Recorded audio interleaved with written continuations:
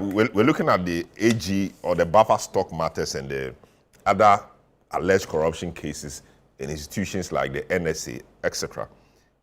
Billions of cedis going down the drain, and the Attorney General says he's intent on getting to the bottom of it. Charges have been filed, etc. Now, let's hear the Attorney General, Dr. Ayini. He has revealed new details of alleged financial misconduct involving former National Food and Buffer Stock Company CEO Abdul Wahab Hanan. Speaking at a government accountability series organized by the Presidency Communications, Dr. Ayini said investigations uncovered a money laundering scheme involving suspicious transfers of over 40.5 million cedis through Sultina Enterprise, a company linked to the former CEO. He noted that the funds were moved to various individuals and entities, raising serious concerns about financial impropriety, abuse of office, and efforts to conceal the proceeds of crime.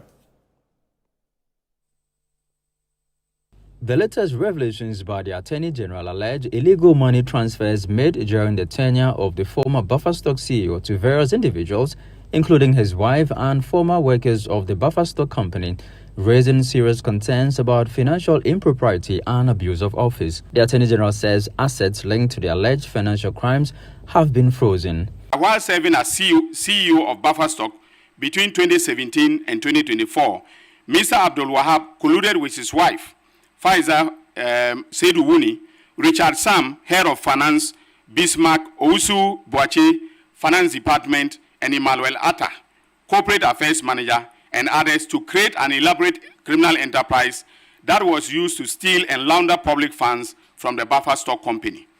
Within the period between 2017 and 2024, Mr. Abdul Wahab, in concert with Richard Sam Asante and Bismarck Ousu Boache, orchestrated the transfer of 78,269,084 Ghana cedis and 4 pesos from the bank accounts of Buffer Stock Company to a private company linked to Hanan Abdul Wahab, his wife, and staff of Buffer Stock at Republic Bank and EcoBank. We have decided to charge Mr. Hanan Abdul Wahab and his wife, Faiza Seydou, with stealing, conspiracy to steal, causing financial loss to the state, using public office for profit, obtaining public property by false statements, and money laundering.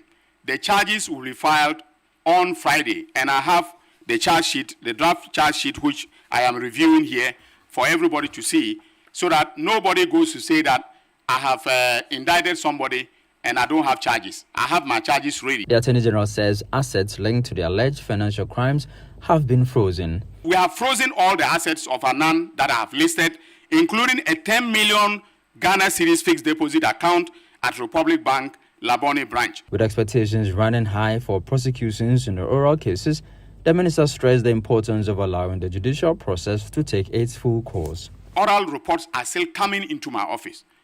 Now, those who are pushing me to go to court and who are saying that by now convictions should have been obtained, I know you are Ghanaians, you have legitimate expectations of your government officials, including the president and the Attorney General. But we need to do a good job. Not that I will rush to court.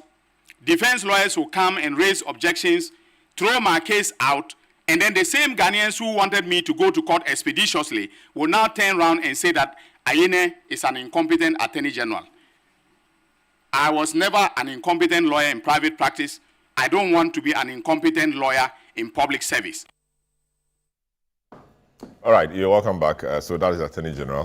He says he doesn't want to be an incompetent lawyer in public practice because he was not one in private practice. So he wants to do a good job. Senor, yes, so we'll deal with this. But the talk is that go to court. What the public trial and things not helping. Hey, Jesus. Go to court. Why are you telling us all of this when you can just... Who is he representing?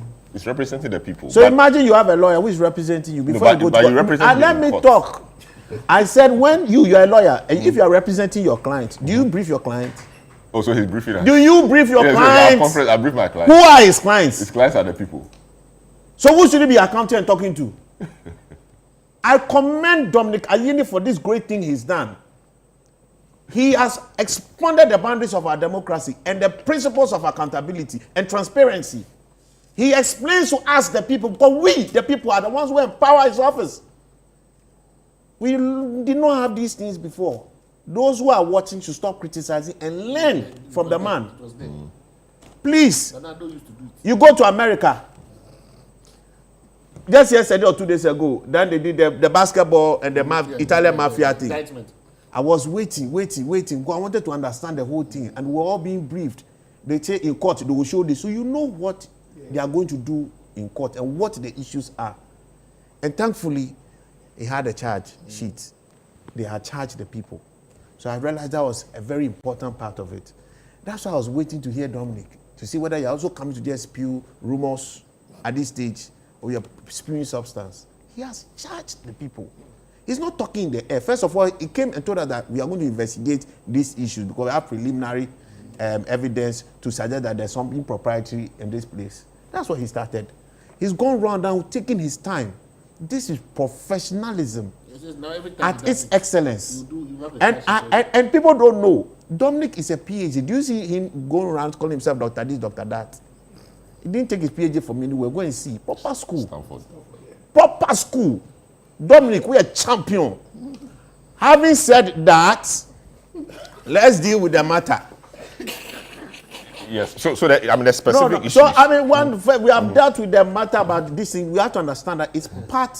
The Constitution encourages our public the officials to engage in such public discourse, to be accountable to us, to report to us. But what happens? You understand? If these are allegations. What happens? He says they are not all of allegations. These. No, they're allegations. He has it to is prove them a charge. Yes, that has been put in court. First of all, it is public information. Yeah, but I'm saying that the explanation and the commentary around yes. it, in the end, the person maybe comes up clean. So when it comes to that person, damage would have been done to the there's no damage here that's been done to you or not done to you. When they charge you for something, you already have some kind of damage to you, or you cure yourself. Yeah. So that one is a default problem. And that is how the courts are. That's why they give us, through natural justice, our chance for us to also be heard. So you two can come and do your press conference and then speak your matter. It's not a problem. You understand? But you don't also have to, because we are not your clients. But you just want us to hear you. It's okay. But the person who is representing us, who is Attorney General, must speak to us.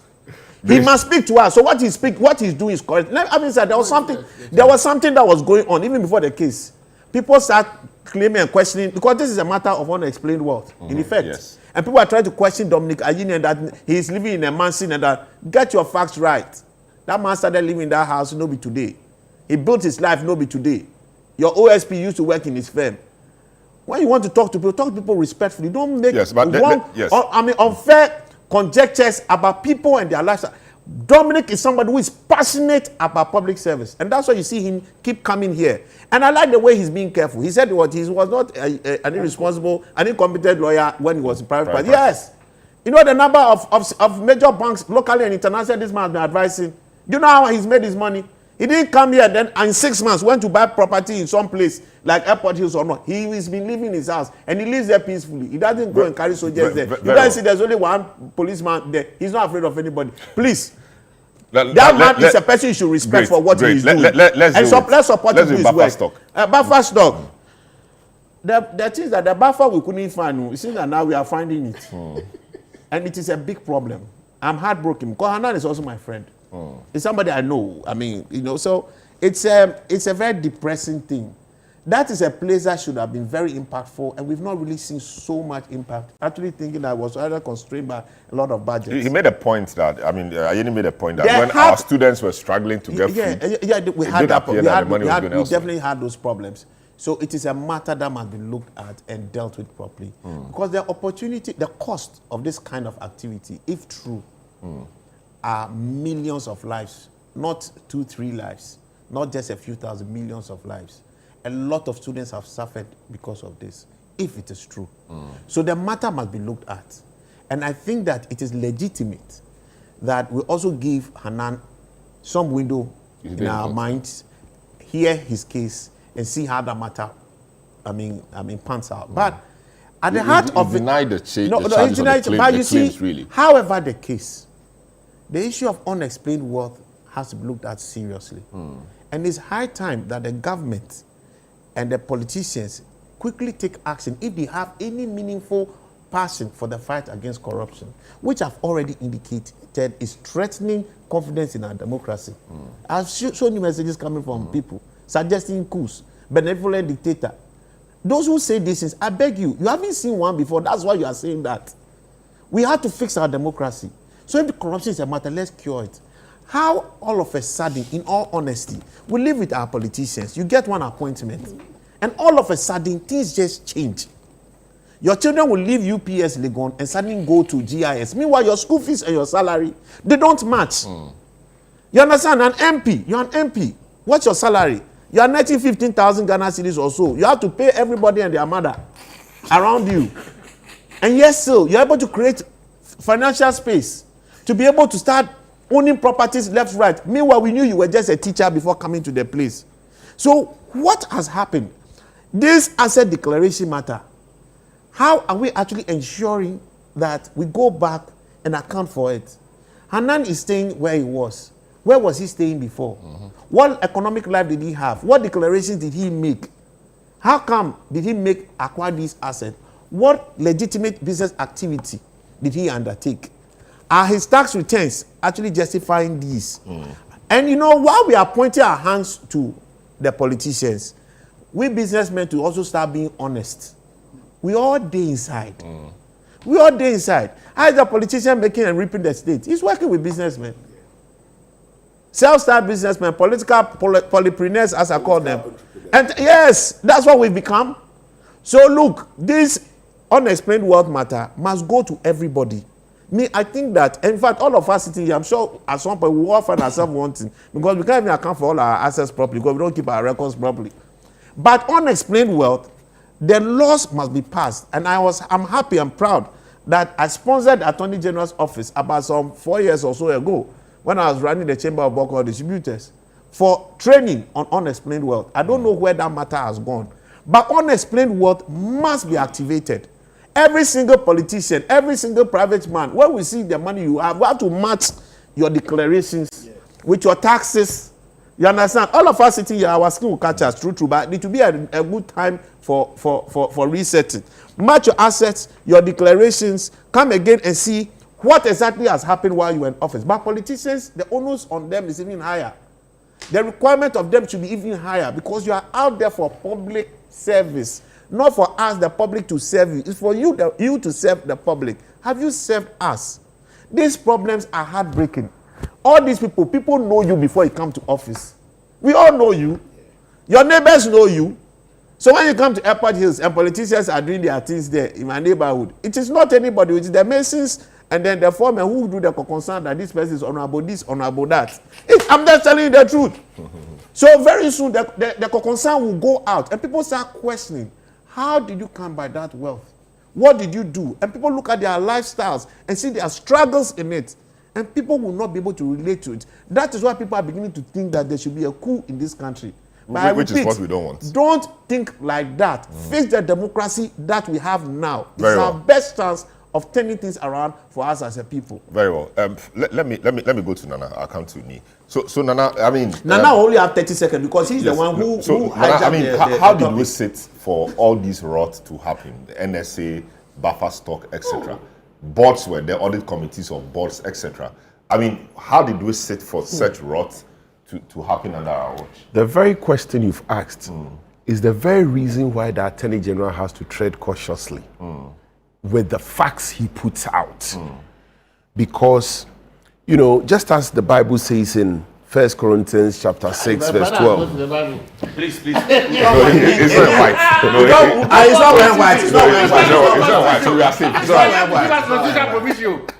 It's not wearing white. It's okay. I'm surprised. Because you get Kabada, you giving me one article on that. I'll come there. Hey, you see, we have the right to address the issue. You have to go to the Bible. address the issue. But we have a right to everything. But not everything is beneficial. That is The questions. 10:26. Not everything that's permissible. That's Allow. He's overwhelmed by the corruption in his party. Don't worry. Allow. Look, that is why the Attorney General needs to tread cautiously because there's always two sides. The man has lost his voice. To an issue. And the Attorney General is not just the Attorney General who is vested with prosecutorial powers. He's also the Minister of Justice, which means that he also has the constitutional injunction by way of obligation to ensure that individual rights are also protected. And so in putting out the facts, we have to be cautious. I believe that it would have been enough for the Attorney General to say that we are arraigning this person before court for the following charges. I don't give the reasons. And then give the brief facts brief facts as contained on the charges. That's what he did. Wait. I listened to the Attorney General. He did more than what you are suggesting. For instance, I heard the Attorney General say that even with these facts, I will succeed. Yes, but he made a point about unexplained wealth. Wait. He made a point about unexplained wealth. He said, I will succeed on a charge of abuse of office. See how confident he is. No, but he has to be confident with this case. I agree. Shouldn't he? But he should be taking a cue from his own experience. The Attorney General was the lawyer for Kwabena Kwatiamani in Tagore when his case went to the Court of Appeal. Kwabena Kwatiamani had been tried in the media. He was not the lawyer at the High Court. No, he was not the lawyer at the High Court. He had been tried in the media. Everybody in this country convicted him of drug trafficking. But was it a lie? I'm coming. He went to the High Court. When it was arraigned before the High Court, he was convicted. Dr. Dominic Ayini became his lawyer at the Court of Appeal, and he succeeded in overturning the conviction. Now, Senor, please allow me. Senor, allow him. No. Senor, When the conviction is overturned. It doesn't mean that you were not what I'm talking about. No. It doesn't mean that. It means that the case was not properly made. No, not necessarily. I mean, So I'm just saying that's not necessarily. no, wait. Senor, it's okay. Why is my brother going on the way to? That is the reason why. on the table. That is the reason why you have to be cautious in putting out facts as Attorney General, because there are two sides to a story. There is going to be a judge who will listen to the two sides. Go ahead. Just go ahead. Just go ahead. He should talk about the money. To two sides. So I mean, I'm saying yeah. he ought to have managed the facts. He put out too much facts. Hey. That maybe he has more. No. Have you noticed Bafa has not quoted the Constitution? No. They quoted the Bible. He quoted the Bible. The reason why the Attorney General has to be cautious, particularly as Minister of Justice, is the constitutional right of the presumption of innocence. Yes. We know that. The forum where that person would have equal stature and right to protect himself is the courtroom. In the media, that person you are crucifying doesn't have the same stature, might not have the same hearing. It is the courtroom where those protections are available. And so when you have done, how about the view that we are his clients? So he has to brief us, tell us what. That is another reason why he has to be careful, because his clients will now begin to put pressure on him. Of course. Wait. So you do a good job. So you do a good job. Yes. Forgetting that you are not the judge. Forgetting that, look, forgetting that some of the things you hold that have made you come to that conclusion that you call irrefutable evidence may end up being even inadmissible. Look, I've said it on another platform. In the Republic versus Bafuboni case, Eugene Bafuboni matter, there was a statement, which was a confession statement, seemingly, that the court rejected as being inadmissible. I am sure that if Dr. Dominic Ayini had gotten hold of that statement, he would have waved it to the whole of Ghana and said, I even have a confession statement. And so I am going to succeed in court. But when it went to court, the court said, this is inadmissible. So your point is that the AG should be cautious. It is because he is even speaking to the public that he has to be cautious. That is why he has taken his time before coming to talk to us. Great. Let me speak to Daniel Domelevo, who was part of the oral team and all of that. He joined us for just a few minutes. Okay, no, I hear he's not ready. When he's ready, we just take him for 3 minutes. Let me come to you before I go to the man in government. Are you in government? No, his party is in government. His party is in government. Yes, he's in government. No, his party is in government. He's in government.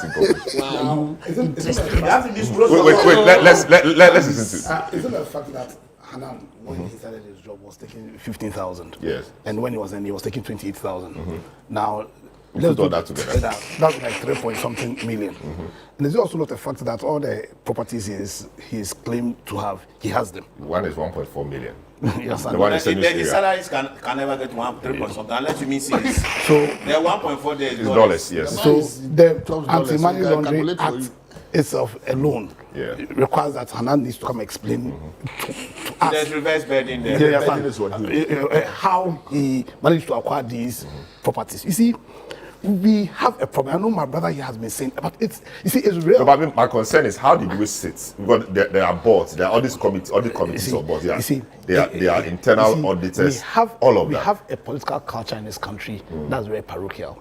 People enter into the politics now not because they love Ghana, not because they want to be part of a system that will build a strong state, not to be part of a system that will take care of the needs of the people. People enter into politics right now because they see Hanan, they saw him in Tamale, he became buffer stock, and suddenly he has what's called 1.4 million property. He stays at. He has a house at Chin Homes. He has properties all over in Tamale. You understand? So it's a problem. I know we can play the politics with it. We can play the law with it. And Masina here, in terms of the law, he's right. But at the end of the day, we have a situation where Ghanaians right now do not believe that people go into public service because they want to serve the state, because they want to serve them. And once that culture is first, once that perception grows, then the reports in Afrobarometer reports that say that people in Ghana right now don't mind a coup d'etat. It's frightening. And because of that, we are supporting the AG. Yes, it must be cautious though, but we are supporting. We need as a people to... Because very little has been said about unexplained wealth. That is the matter. Very little has been said about the NSS issue. We all know them. Yeah. I was in MVP too. I was in MVP too. I was what's it called a police station chairman. I was in MVP too. We know how people. And so you know the thing has been going on. No. It's like he knew the people. How people suddenly get some small position and then they change. You understand? And I think over the past 8 years, I know corruption has been there, but over the last 8 years, if I had an issue with Nana Akufo-Addo and the leadership of the MPP, not all the people, but with Nana Addo in particular and the leadership of the MPP, you understand? They sat down and allowed that parochial culture to and when we go to the Galamsey issue, the fact that there were two reports, one report from the Minister of Environment, another report from the CID on the Akunta mines, and Nado came and told all of us that there's nothing wrong. So at the time he was talking. What do you mean at the time? No, that's what he said. Anyway, let me talk to Domelevo. No. Having said that, please. Let me talk to Domelevo. The kingpins.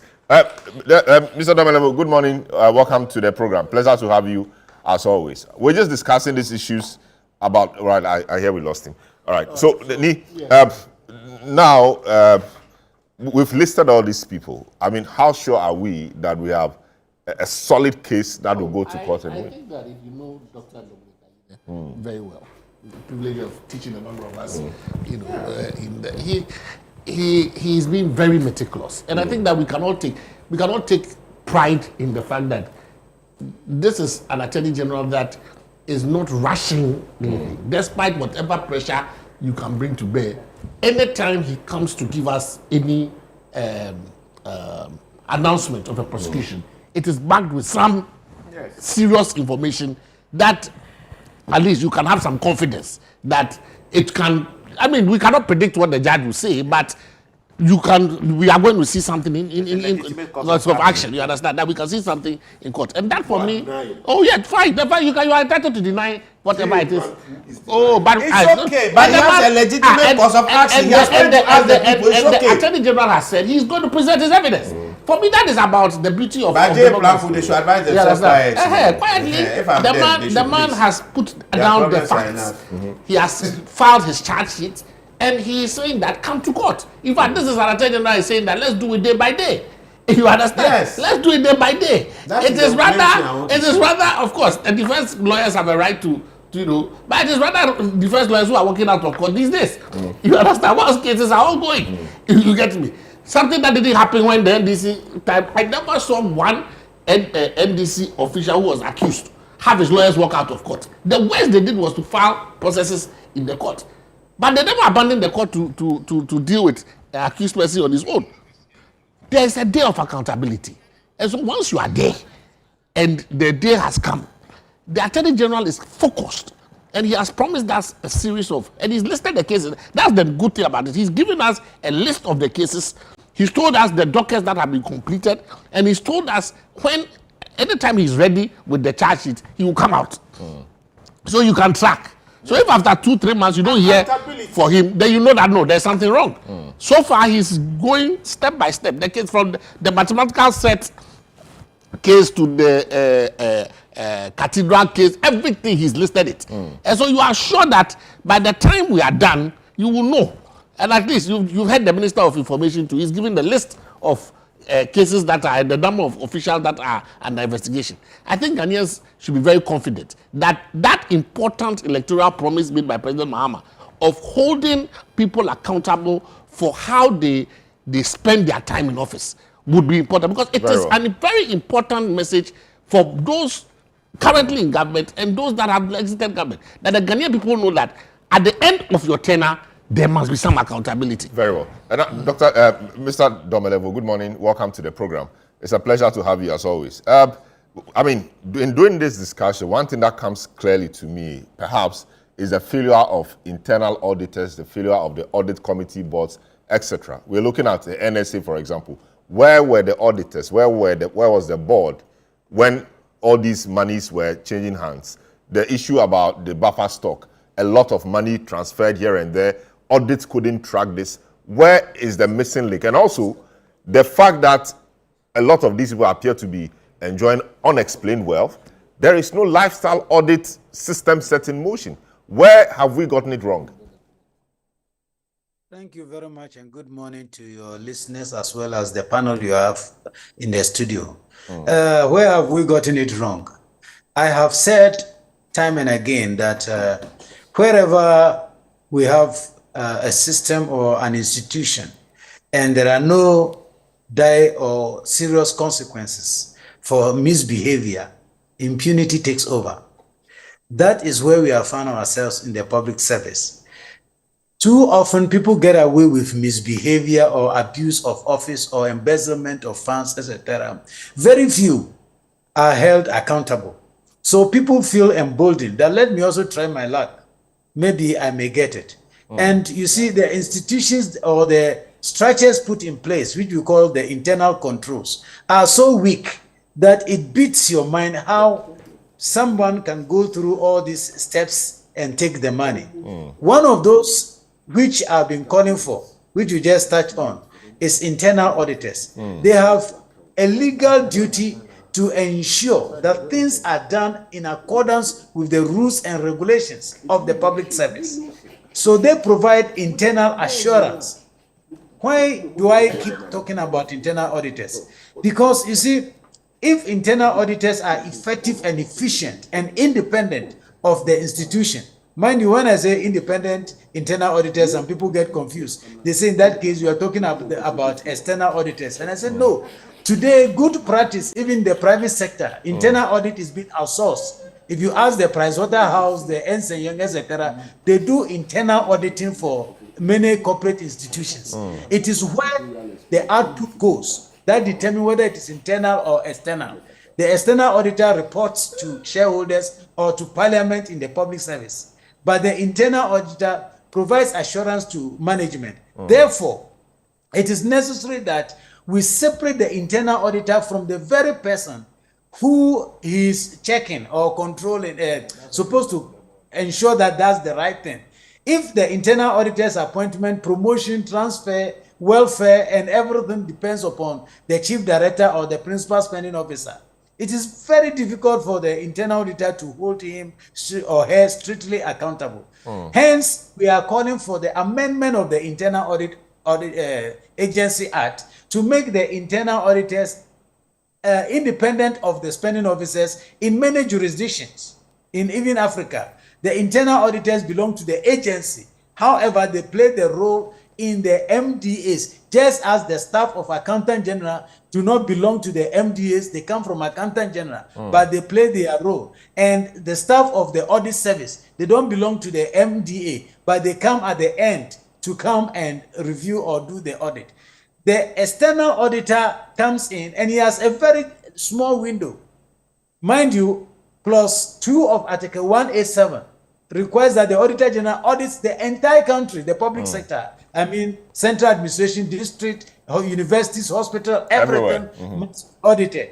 And clause 5 provides that this report must reach Parliament within 6 months after the end of the financial year. The Public Financial Management Act gives the MDAs 2 months to prepare their financial statement after the end of the financial year. So it's left with 4.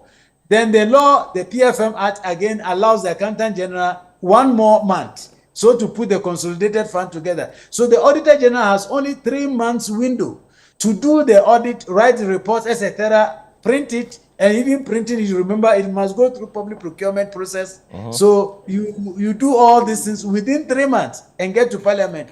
Therefore, the external auditor's work is reduced to sampling. It is not a census. We don't look at everything. We sample based upon risk. So that is why I think if we strengthen internal auditors who are there 24/7, checking abuses and irregularities, I think it will help us very well. Very well. But then you have raised issues. Okay, go ahead. Unexplained wealth and then lifestyle audit, just in 1 minute.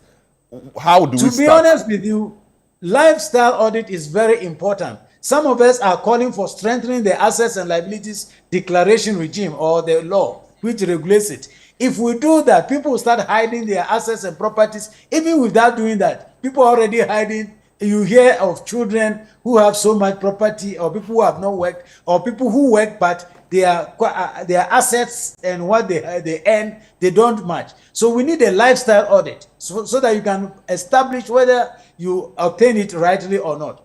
But to be honest with you, the reverse burden is what I think we must put into our laws with speed.